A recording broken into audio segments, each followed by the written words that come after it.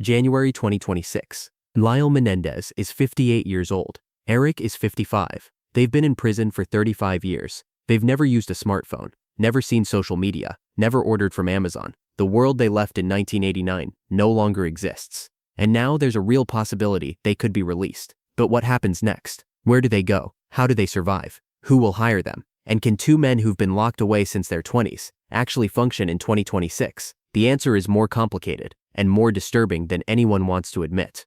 As of January 2026, here's where things stand. The legal status: January 30, 2025. Judge postponed resentencing decision. Again, current status: still pending judicial review. Possible outcomes still on the table. Resentencing to manslaughter, immediate release. Resentencing to manslaughter. Parole hearing required. No resentencing renoyer. Life sentence and continue. The political reality: Nathan Hochman, new DA, has expressed skepticism about release, but public pressure remains intense. Netflix effect continues to influence opinion. Families remain divided. The brothers today: Lyle, 58, gray hair, decades of prison routine ingrained. Erik, 55, similar situation. Both married to women on the outside. Both heavily involved in prison programs. Both hoping for release, but prepared to stay. The question everyone is asking: if they are released, what happens next? Let's explore the reality, not the fantasy, of what their lives would look like. Release day: if the judge grants release, it won't be like in the movies. There won't be a crowd cheering, no dramatic walk to freedom. Here's what actually happens when a long-term inmate is released. Hour 1. Exit processing. 4 a.m. wake up, standard release time to avoid media. Return prison uniform. Receive civilian clothes, donated or brought by family. Get $200 gate money from state. Sign release papers. Walk out a side door to a waiting vehicle. Lyle and Erik's release would be different. Massive media presence. Helicopters, cameras, reporters. Security concerns. Threats from people who hate them. Coordination with wives Rebecca and Tammy. Likely immediate transport to undisclosed location. Hour 2-6. Sensory overload. Every released inmate describes the same thing: overwhelming sensory overload after decades in a controlled environment. Traffic sounds are deafening. Crowds are terrifying. Colors seem too bright. Choices are paralyzing. One former lifer described it: I stood in a grocery store for 20 minutes, staring at 50 types of bread. I couldn't choose. I had a panic attack. Lyle and Erik would experience first time seeing their wives without glass barriers, first time touching freely in 35 years, first time eating food that isn't prison food, first time in a private space, first time making any decision on their own. Psychologists call this decompression shock. Hour 12:24. Reality sets in. The first night of freedom is often the hardest. Everything is unfamiliar. There's no schedule, no guards, no certainty. Many released inmates can't sleep in beds. They sleep on the floor because that's what they're used to.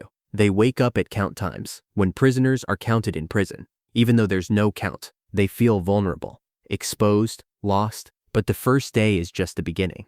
What happens in the first month would determine whether they survive freedom or beg to go back. Lyle and Erik went to prison in 1990. The technology they knew: landline phones, VHS tapes, cassette players, physical newspaper, no internet. It barely existed. No cell phones, rare and huge. No email. No social media. The technology they'd face in 2026: smartphones, apps for everything, QR codes, contactless payment, GPS navigation, video calls, social media, and they'd be all over it. AI assistants, streaming services, online banking, digital everything. The learning curve: Rebecca and Tammy would have to teach them how to unlock a phone, how to send a text, how to use email, how to order food online, how to navigate maps, how to pay with Apple Pay, how to avoid scams. They'd be prime targets.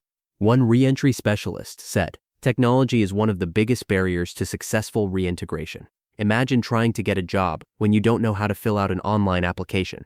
Imagine trying to find housing when everything is on Zillow. It's overwhelming. The social media problem: within hours of release, Lyle and Erik would be trending on every platform. Their faces would be everywhere. Memes, think pieces, debates. People would try to find them, photograph them, follow them.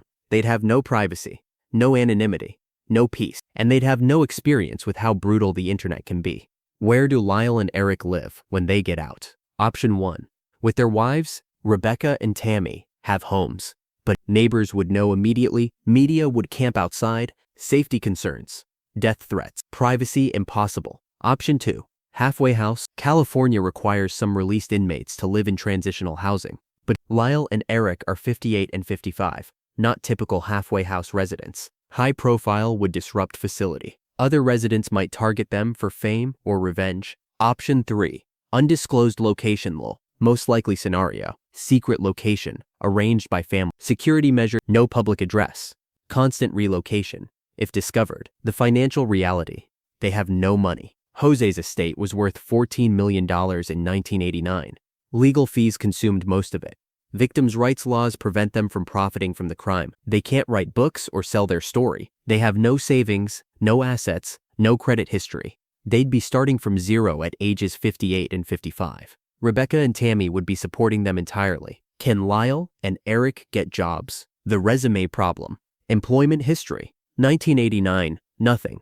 Lyle was in college, Erik in high school. 1990-2026, incarcerated. Skills. Teaching. Lyle taught GED in prison. Art. Erik ran art programs. Hospice care. Lyle volunteered. But who hires a 58-year-old with a 35-year gap in employment who murdered his parents?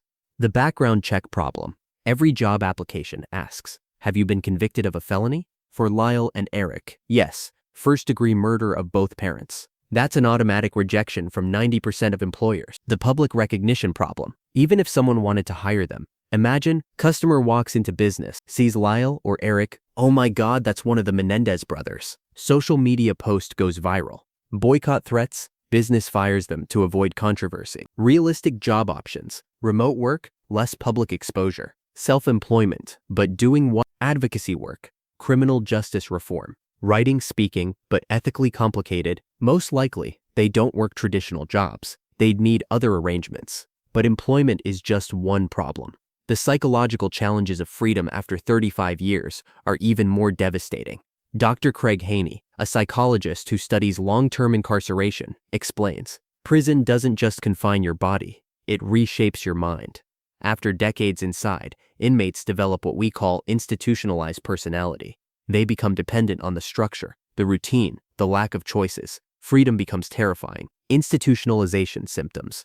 1. Hypervigilance. In prison, you must always be aware of threats. You can't relax. Lyle and Erik would constantly scan for danger, react aggressively to surprises, struggle to feel safe, have difficulty sleeping. 2. Social anxiety. After years of limited, controlled interactions, crowds trigger panic, small talk feels impossible, eye contact is threatening, normal conversation exhausting. 3-point decision paralysis. In prison, every decision is made for you. When to wake, eat, sleep, shower. In freedom, infinite choices. Paralysis. What do you want for dinner? Becomes a crisis. Where should we go? Has no answer. Relationship strain. Lyle and Erik have been married for years, but never lived with their wives. Now they'd face adjusting to cohabitation, learning to compromise, managing conflict without walking away, intimacy after decades apart. Many prison marriages collapse within the first year of release. 5-point survivor's guilt. They'd be free, but hundreds of inmates they knew would still be inside. Friends, mentors, people who helped them survive. This creates profound guilt. 6. Identity crisis. Who are Lyle and Erik outside of prison? For 35 years, their identity has been inmate. Now, who are they? What do they do? What's their purpose? One released lifer said, I didn't know how to be a person. I only knew how to be a prisoner. If Lyle and Erik are released, the media attention would be relentless. The first week, 24/7 coverage on every news channel. Paparazzi following them everywhere. Every movement documented, every restaurant, store, location identified. The interview offers Oprah, CBS 60 Minutes, Netflix documentary, podcast, book deal, all offering millions, all legally prohibited. Victims' rights laws prevent profiting from crimes, but the offers would come anyway. The pressure to speak would be intense. The public reaction. Social media would explode with Free the Menendez Brothers supporters celebrating, victim advocacy groups protest, think pieces on justice and redemption, conspiracy theories, memes and jokes.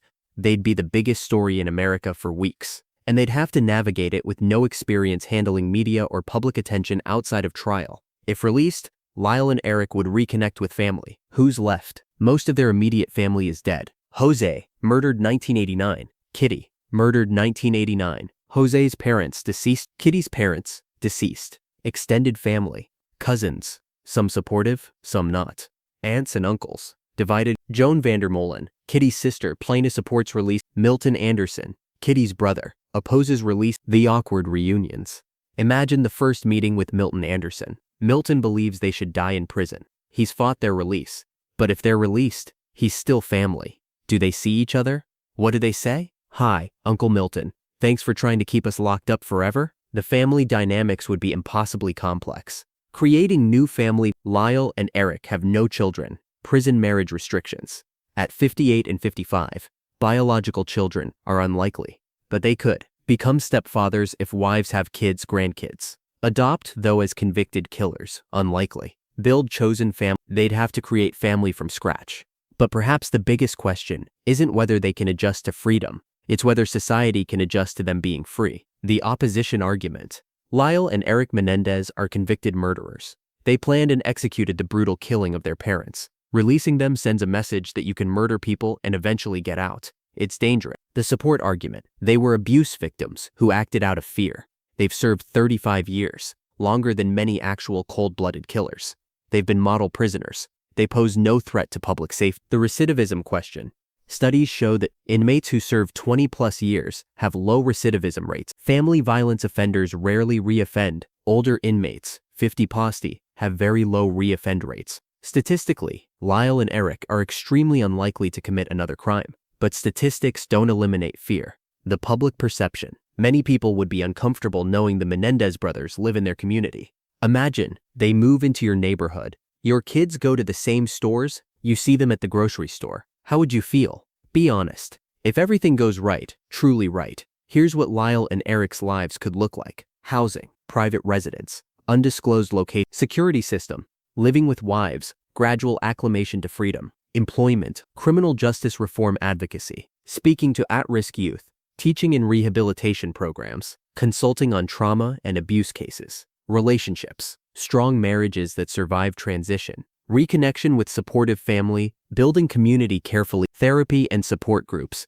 mental health, regular therapy for PTSD, treatment for institutionalization, couples counselings, trauma processes, public life, limited media engagement, controlled narrative, advocacy work that's meaningful, gradually fading from public eye, redemption. They dedicate the rest of their lives to helping others. They speak openly about their crime and the consequences. They work with abuse victims, with juvenile offenders, with people in crisis. They use their story, their terrible, tragic story, to prevent others from making the same choices. In this scenario, they're not celebrities. They're not heroes. They're two men who did something terrible, paid a price, and are trying to do better. But what if things go wrong? Mental health crisis, institutionalization makes freedom unbearable. Depression, anxiety, suicidal ideations, inability to function outside prison, potential hospitalization, relationship collapse, marriages fail under the pressure. Rebecca and Tammy can't handle the reality. Lyle and Erik end up alone, isolated, support system disappeared, public hostility, constant threats and harassment, inability to live anywhere peacefully. Someone tries to harm them. They live in constant fear. Financial devastation. Can't find work, become financially dependent. Resentment build, poverty and instability. The unthinkable. In the worst case, they can't adjust to freedom, struggle with trauma and guilt, face endless hostility, end up back in the system, violation of parole, or worse, some released lifers, overwhelmed by freedom, commit minor crimes just to go back to prison.